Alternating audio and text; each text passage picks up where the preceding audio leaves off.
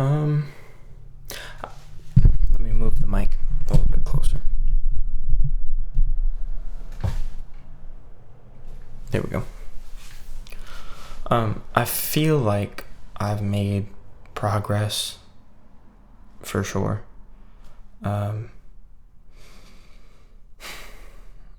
I'll just explain my life from beginning to now very briefly, at least briefly enough considering how much it's been. I'm only 19, so I know that I'm young and there's time. That's what kind of scares me a little bit. Besides the fact that these 19 years have already flown by very quickly, they've been so unsatisfying and so dark and grim, and very painful that sometimes it's very hard to want to keep going.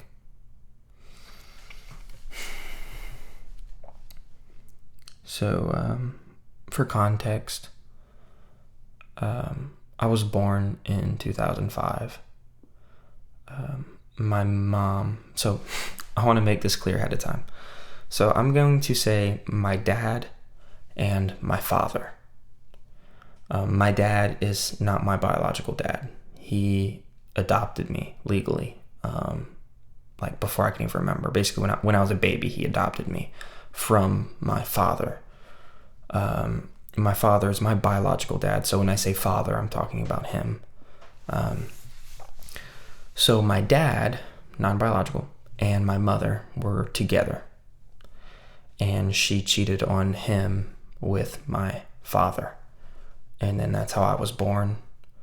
So I was kind of born into a weird situation automatically. I was the child of an affair. Besides my earliest memory that I believe at least is when my grandma was rocking me in the rocking chair to sleep. So that was a good memory, but most of my memories after that are not good at all. I remember a few good moments like Disney World once, and a lot of not good things. So I remember the time I almost drowned and my dad had to save me. But I also remember a lot of bad things, like being 4 or 5 years old and my mom was like trying to like stab my dad with a pair of scissors because they were arguing, and another time whenever they would just like have sex in the bed really loudly and visibly when I was a baby. And I was like a toddler, I was still a baby. I was like 4 or 5, and I guess they thought I would forget about that, but that's one of my biggest traumas.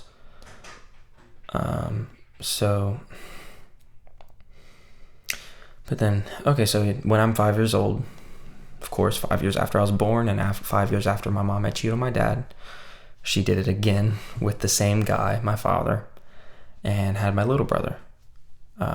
So that, once again, I guess I want to reiterate how toxic my family's relationship was, like my mother and my father, which I think maybe is part of why I have trouble holding relationships to this day, is because of the way she is. And sometimes like I subconsciously look for women like my mom, I guess, so I can redeem myself in a way.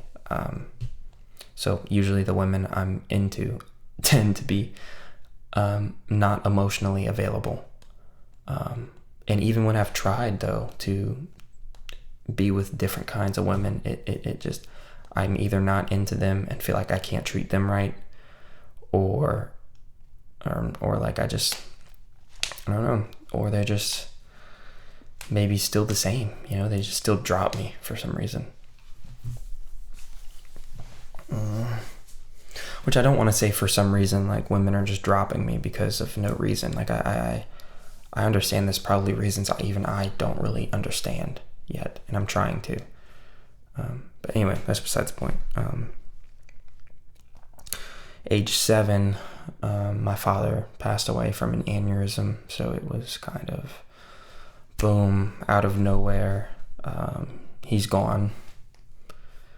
And that my mom kind of leaned on drinking after that, and they both already drank a lot, but my mom really went into drinking after that. And so I remember being like a weird kid in school, probably because I would act different from all the other private school kids, who usually had a pretty stable family. At least from what it seems from my end, it seemed like they were pretty stable. Like when I went to my friends' houses, it was really weird at like how normal their home was, and how calm and peaceful and how loving their families were. I would try to get out of my house as much as I could, just so I didn't have to be in there, because I felt so neglected from my mother. I felt very distant from her, and it was tough. School was tough. School was very rough, in fact, I would say, because it's like I was constantly in a class full of people that I felt unattached to, and I felt very, very distant from, and I felt alien, and I felt weird compared to them, and a lot of the time I was treated weirdly, like a drifter,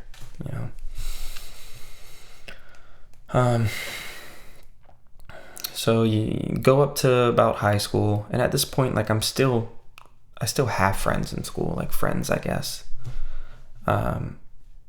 Even though I can tell, like I was never anyone's best friend, but I still had friends. But never felt like any of them really knew me, and it didn't really feel like I really knew any of them necessarily. Like I didn't think people were comfortable sharing things with me. Maybe because I overshared or something. I don't know. I guess I just was weird, I was a bit more flamboyant, and so the women would steer away from me for the most part, and the guys would do the same thing.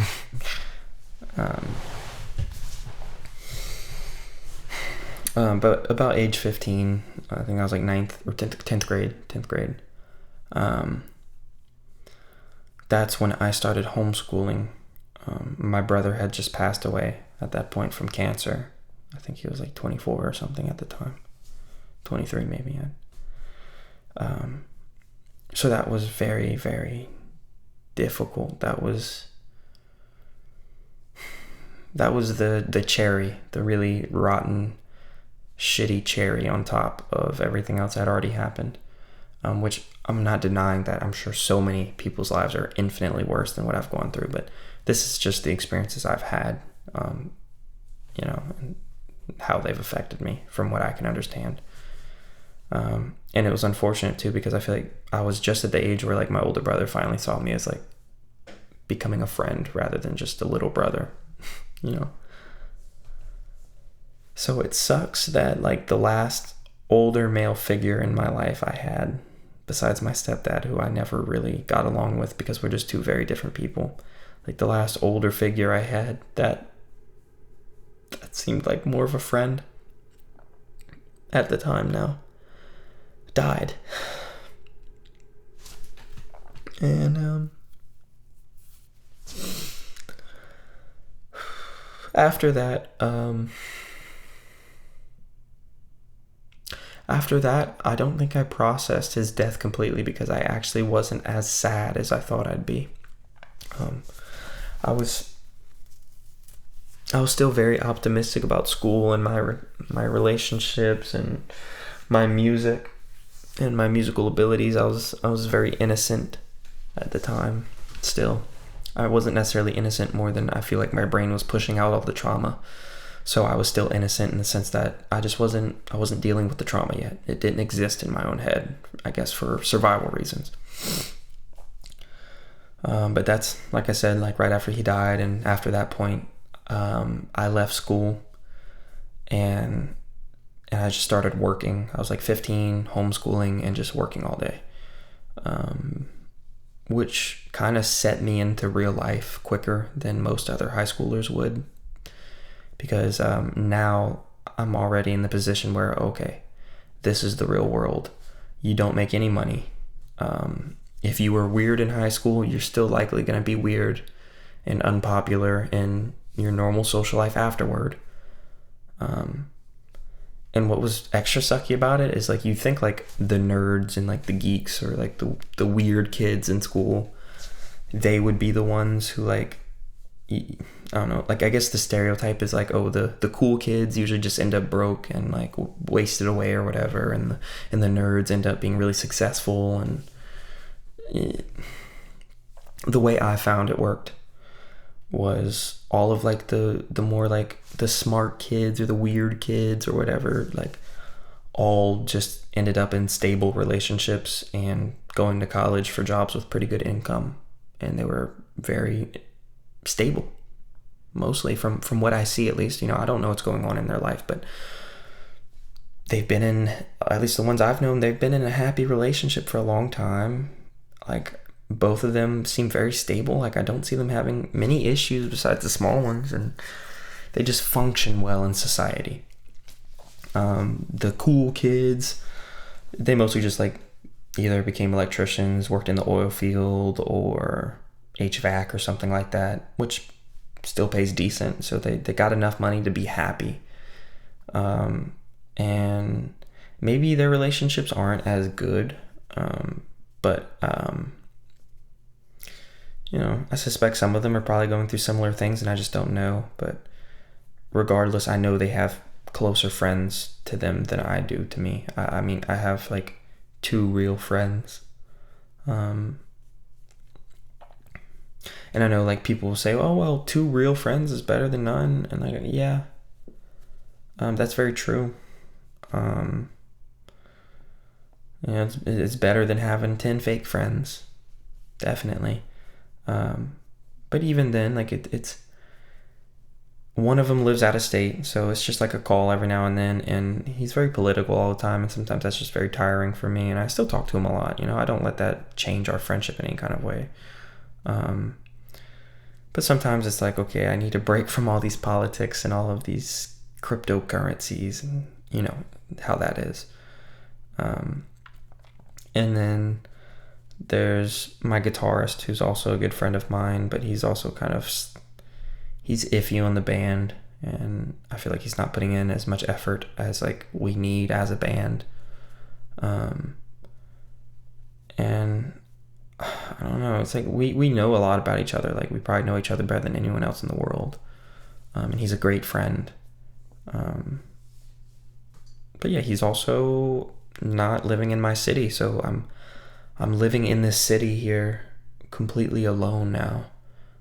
My girlfriend broke up with me, and she was like the one person I had here that like I actually talked to and spent time with, and besides her, nobody, which was she probably saw that and thought it was pathetic. But like I don't need a lot of friends. I kind of just want a relationship. I want my friend and my girlfriend to be one and the same,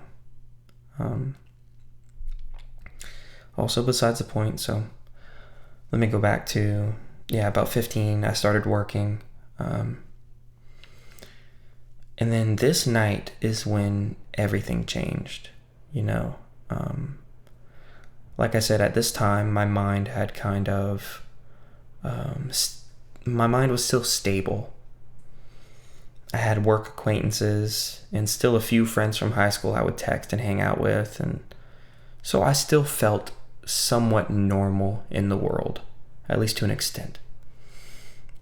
I knew that other people found me weird, but the friends that I did have, I was like, oh, they're my friends. Like, they know I'm weird. They're never gonna like distance themselves or anything. And then they did over time. They started going to college or just not really wanting to hang out with me anymore. It was, why would I go make plans with B when I could go just, I don't know, they focus on sports more, and maybe my friends that are at school more often, since B doesn't go to the school anymore, like maybe they're thinking that. I don't know. And then I remember at one time there was rumors that I was like selling drugs, and that like I had like sexually assaulted someone or something, which was not true. I wasn't selling drugs, and I didn't sexually assault anyone. But I guess like people just, if you look weird and you act weird and you're not like normal, I guess like you don't have normal ideal goals for a job, and you don't like normal small talk conversation, I guess. I don't know. People are easier to make assumptions about you, and other people believe them, I guess. But, so yeah, and then around age 16, let me tell you about that night when I was 15, I believe. I might have been 16, but I think I was 15 still. This was a few months before I turned 16, I reckon. I had a dream about a girl. She was almost like a ghost in a way. So the dream felt very vivid. It felt long. It felt real. Like I had grown attached to this person in my dream. This dream felt like weeks long. It was really weird. It was magical in a way. And it gave me a warmth and a feeling that I can't even explain. It felt like the comfort from a mother and a wife. And I know that in my dream it was just technically my own mind comforting myself. But it was such a warm feeling and such a good dream. And I had felt so attached to this person that like didn't exist, that when I woke up, it was like taking heroin. I still feel the impact of that dream to this day. Let's see, I have 4 years, like almost 5 years probably. Like almost 5 years, I think, or if not more, that dream. It's already been 5 years since that dream, I think. And I still think about that dream like multiple times a week, sometimes multiple times a day.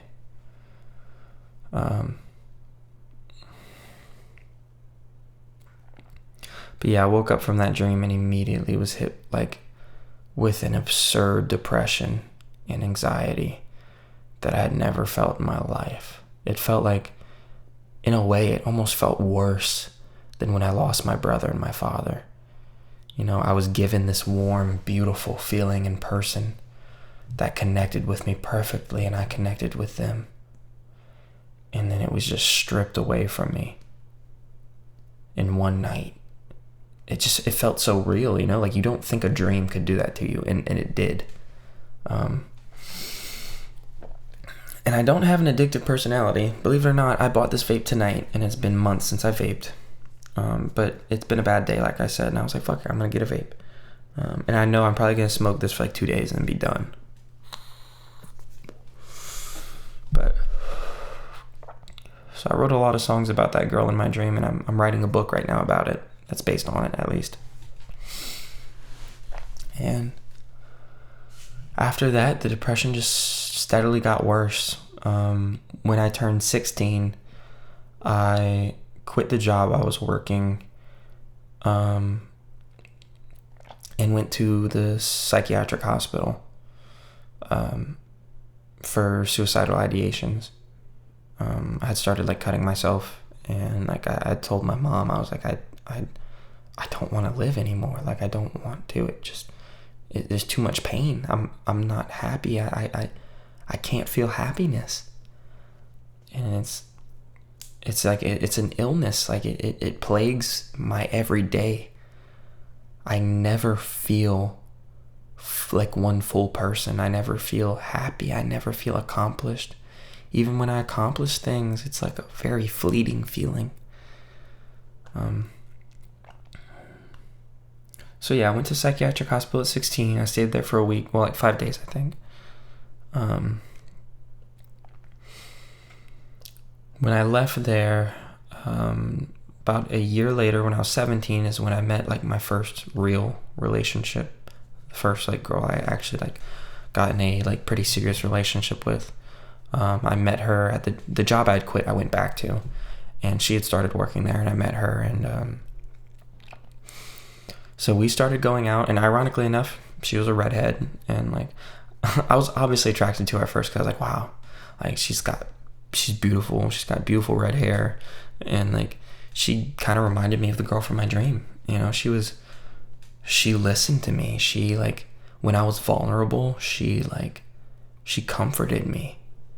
You know, and it was like, whoa, like, you know, that's not common, I think, for a woman to be the more comforting one at times, which of course I comforted her when she was upset always, you know. We were very balanced at first. And then I think things changed when she started talking about getting on OnlyFans and shit. And I know she was loyal to me, like I think at the time, but she had cheated on her ex with me.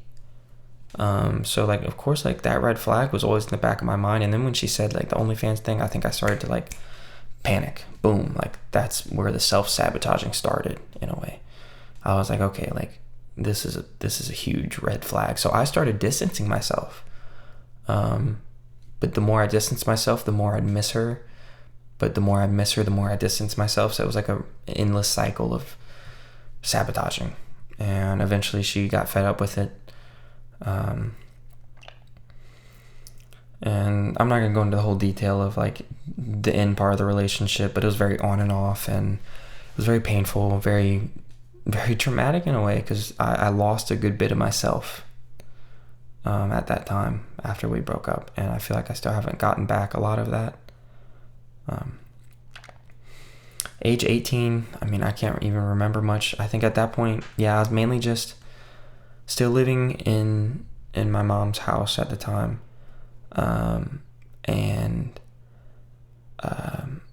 You know, I always had the pressure of my mom trying to get me to go to college, and the pressure of getting on my own feet, getting my own place, getting a better job, a full-time job that pays more. And I had met Byron, my friend, my guitarist, who, like, he's been my best friend since, you know, like, we immediately hit it off, and he's very similar in the sense, like, he just wants music, you know. But I think now he's even questioning that, so it's kind of like a lot of our goals the past year of just making music. It's more the last year, like, it's almost like, yeah, because I was 18, and, like a year, almost 2 years now, because I think, like, I had just turned 18, or maybe it was a little bit before I was 18. I might have still been, like, late 17 at the time we met. Like, I don't remember exactly. But yeah, so like age 18 was a bit of a blur, just a lot of making music, a lot of mental struggle, but still a bit of a hopefulness there in the future. So I ended up moving out of my mom's house a few months ago, and now I'm staying in this condo that she pays for. And it's more of like a vacation home for her because she likes coming to this town and spending weekends here every now and then. And she was like, "This is a good opportunity for me to find a new job and get out of the small town we live in." And so, you know, immediately when I got here, it started with a lot of hopefulness. You know, I'd found a job, and I was like, all right, I'm gonna stick with this and just make money, start saving up, and start working on music, and, you know, start getting that going. And then the trauma actually set in. And what I suspect, and as well as my therapist, she's like, well, now that you're in a more comfortable place, you're finally dealing with the trauma. And I was like, what? I was like, I thought I got over all this. So I got diagnosed with PTSD. Every now and then, like, sometimes I don't even know when it's happening.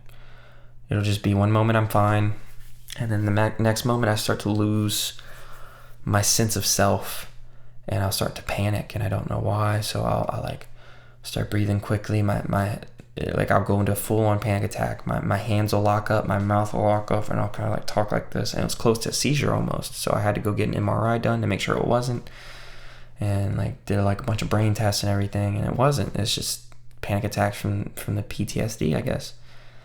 And so it started affecting work, and like I would get really frustrated at work easily. I was working in a kitchen, so it's a very stressful environment. But it wasn't even like the old kitchens where it's a bunch of guys just kind of bullshitting and getting through the day. It was a one-man kitchen, so it was a lot to focus on, and it was a lot of bullshit because it was so small.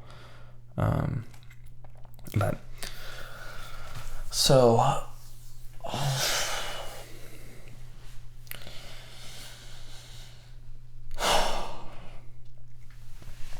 I quit there. I just don't go in one morning, and I'm like, fuck this. Then I start working at Target, and on my first day at Target, I got like really upset. Like I had something triggered me, and I don't even know what it was. It just happened again. Like I started freaking out. So I just fucking put down my walkie-talkie and my thing in the cart, and I just walked out the exit and just left and never looked back. And since then, like I started doing Uber in the past month. Doesn't pay enough for rent, but I do need to start working more on it. And if I don't have gigs by the end of this month, I get kicked out. And I don't know what I'm going to do if that happens.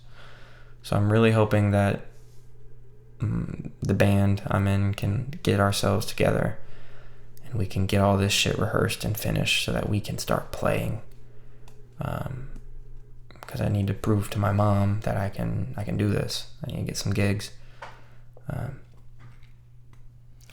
But it sucks. It sucks because I'm stressing about that. I'm stressing about work. And I'm trying not to stress about women because that's another stress I don't need. But in a way, it's something I really want. You know, I want a steady, stable relationship with a beautiful woman who I connect with, and who connects with me the same way, and who feels equal about me as I do with her, and you know, because it'd be nice to have that. It does fill a little part of me that I feel like is empty, and I don't know what else to fill that part with, you know. I don't know if I want to fill it with anything else. I want to have a woman in my life that really it helps it helps ease me out, you know. Like I want to be able to feel the warmth and the touch of someone's skin as I go to sleep, and I want to be able to wake up to the smell of her hair, and you know, I want to be able to make her breakfast and make her feel comforted on bad days, and I want her to be able to, you know, maybe help me feel comforted on bad days. And so it's just a lot. It's a lot at once. It's life. It's a lot of things all the time, and I feel like I never get a break, and I'm really, really tired. I'm really tired, and I'm also tired of sleep. Like I don't even like sleeping anymore. I'm so tired that I'm tired of being tired. I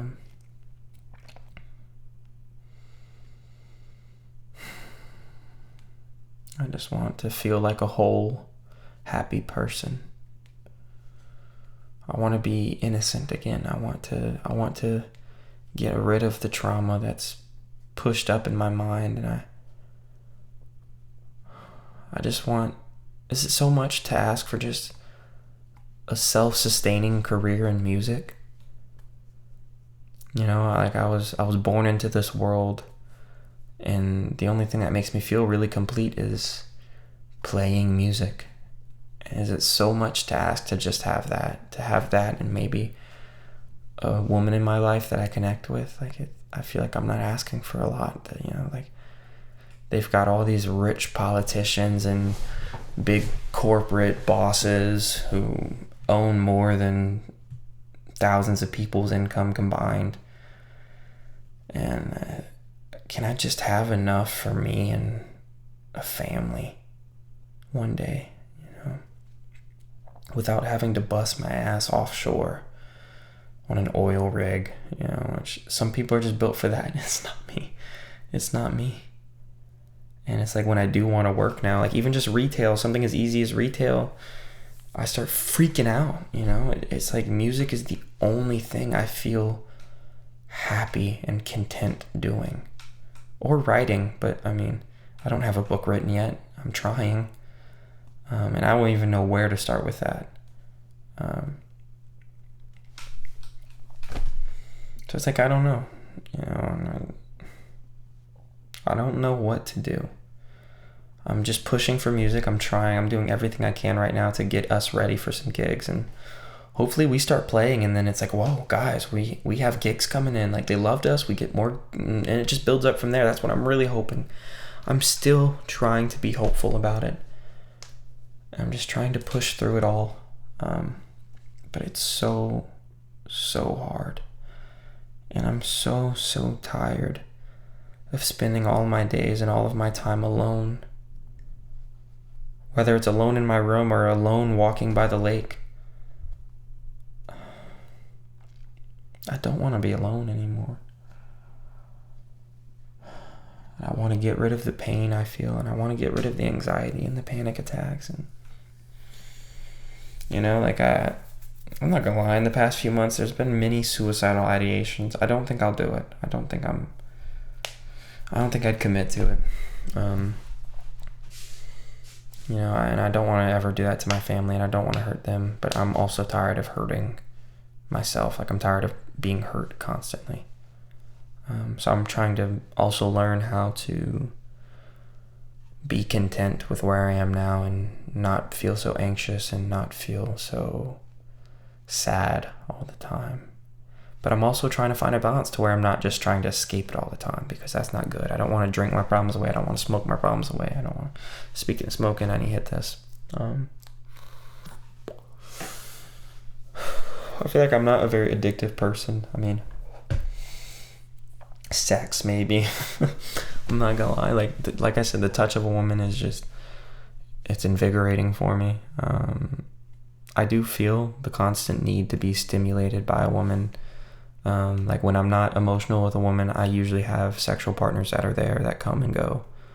But I don't want that anymore. I want sex with the same person. I want love with the person I'm having sex with.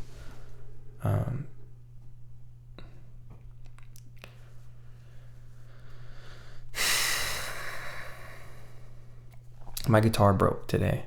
It just fucking cracked. The bridge cracked. My acoustic. And now I don't even have an acoustic guitar to play. So that's why I'm doing this. When I saw that, as I have in my other video that I uploaded, I recorded that one tonight too. And I'm either uploading it before or after this one. I don't know. But in that video, I talked about the girl who just recently blocked me on social media after we planned a date, and we were just kind of chatting. And, it wasn't a big thing. It's not like, it was just a random girl I didn't meet yet, and I was looking forward to meeting though.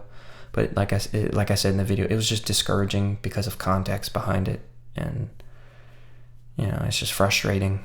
It's really frustrating. So I was gonna play some music and just write about it and sing about it, and then my guitar cracked. So what you gonna do? If you listen to this and you're listening now, thank you. Big thank you, in fact, because that's pretty awesome that someone actually was interested in what I had to say and talk about, even though I don't have subscribers and I don't have likes, likely. And by the time you're seeing this video, probably not many views, if any at all. So, thanks. I don't really know what to say, I guess that's just where I'm at right now. So appreciate you listening, and I hope you have a good day, evening, night, whatever you're having. And if it's not good, I hope it's not too bad. And I hope that you make it through it. I'll probably make another video one day.